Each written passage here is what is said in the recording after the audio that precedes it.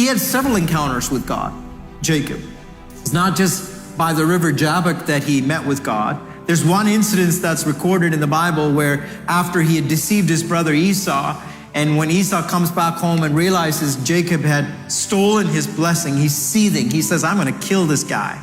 And so basically the mom again helps her son to flee the home and literally packs him some food and says, run for your life. And as he's running to his uncle, the one night in the journey, he sleeps in this place and uses a stone for a pillow.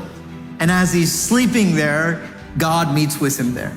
And God begins to reveal to him the plan that he has for his life. Genesis 28 and then verse 20, this is what the Bible says, then Jacob made a vow, saying, if God will be with me and keep me in this way that I am going, and give me bread to eat and clothing to put on, so that I come back to my father's house in peace, then the Lord shall be my God.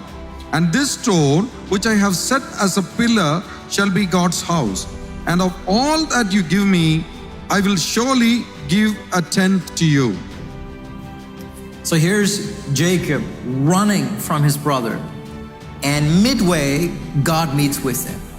And God reveals to him a glimpse of what he intends to do through Jacob. So think about it for a moment.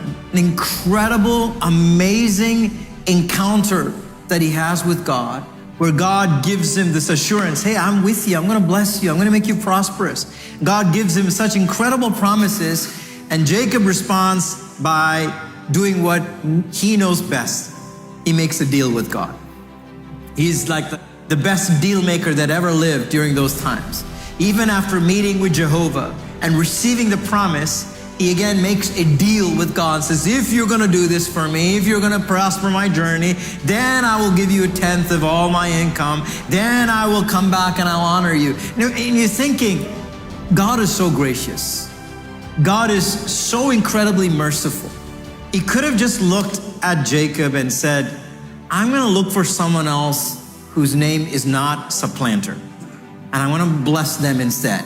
You know, here I am going through all the trouble trying to meet with you and bless you, and all you do is respond to me by making a backroom deal with me, saying if you do this and do that. But God was extremely gracious, merciful, and still he confirms his covenant and his promise with Jacob. Isn't that incredible? I don't know about you, but I get encouraged when I read that passage, because I'm thinking, God is so merciful. If he can deal with such a supplanter as Jacob and he's patient with him, he's gracious to you and me. God all the time looks past our weaknesses, our inabilities, and he's so gracious and he sees us for who he made us to be. And God is always speaking to that destiny that God has for our lives. Yeah.